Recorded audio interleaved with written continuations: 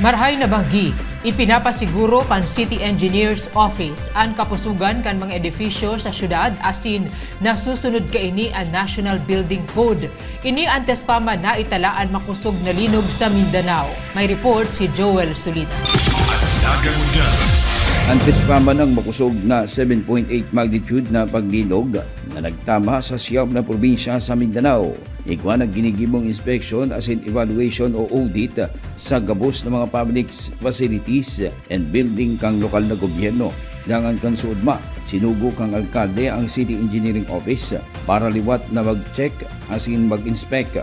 Sigon kay Mayor Lenny Robredo, inot nang nagsagibo ng 3-phase na audit sa mga public and government-owned facility and buildings. Kabali na digdi ang pirang dekada ng Naga City People's Mall na yaon sa sisentang mga poste. Ang nahiling ka mga engineers as in mga experts na kinakaipuhan na ng renovation urog na sa portion kang wet section harani sa salog kang Naga ngaring mapapusog ini.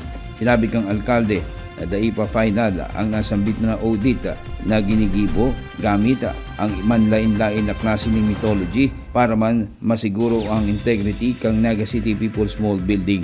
Itong mga haraluyo ng buildings, tagpuon na kita sa market na partner tadig ang PICE, sinda talaga sinagibo ng structural integrity audit, garo tulong phase sa si audit, tapos na sinda, hinahalata na lang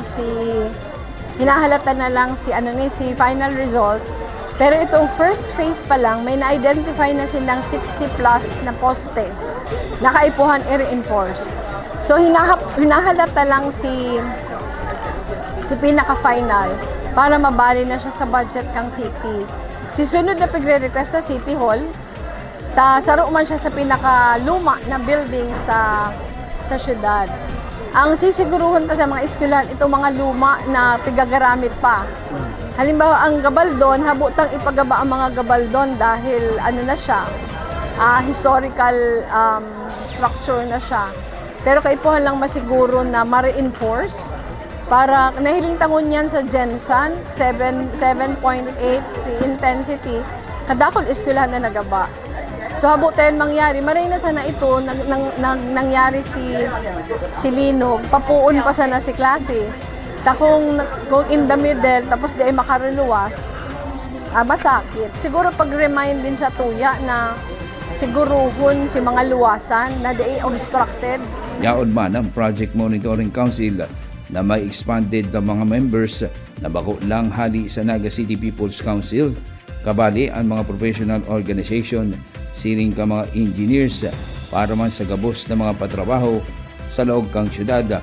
Ma-inspeksyon muna antes maaprubahan ang clearance asin mag-proceed.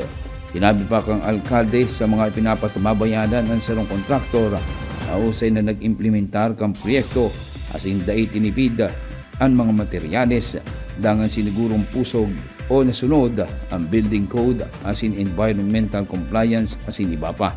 Halat na sa nang matapos sa July 2026 ang local building code kang syudad Dignaga na angkop asin napapanahon para sa syudad na iyo ang nai-apply sa pagpapatugdok ng mga bagong edifisyo asin pag-inspect sa mga lumang mga naitugdok na mga building na bako lang nakadantol sa National Building Code. Pinaghihiling man ang pag-inspect baging sa mga private buildings bilang pagpasiguro sa integrity kang mga ini. Como prioridad ang safety kang lambang saro sakaling magtama ang sarong makusog na paglinog. Igwa na kitang bagong rule na bago magbuhos, bago magpuon kan si mga importanteng bagay, yaon si nagbabantay. Iyan pagsiguro na nasusunod talaga si tamang timpla, day substandard si mga gamit na gagamiton, dahil essential siya sa pagpapusog ng mga eskwelahan. Itong inabutan tang tarapos na, si Project Monitoring Council nagpara-irikot para i-test si mga newly constructed. In fact, iyon si dahilan kung taano day tulos na kapuon sa Mabolo dahil gulping na hiling na problema, pinaayos na mo na sa kontraktor. Iyo din ginibuta sa City Hospital, ginibuta sa iba pang mga lugar na nahilingan na either substandard o amay pa, may mga gatak na, o may nahiling sindang dai according sa program of work, pinapaulit na talaga si contractor, tapos picture-charge taning penalties. Dapat istriktuhan tayan, tayusan na si paagi para masiguro na si mga buildings ta maayos. Para sa Nagangunyan, Joel Surina. Ika, ako, kita, Naga. Antabayan ang iba pang impormasyong may kinaaraman sa Lambang Nagenyo. Nagangunyan. Sangaran kan sa kuyang pag-iriba sa Public Information Office na pinamamayuhan ni Jason Yola. Ako si Riza Mostar Santos. Diyos mabalos.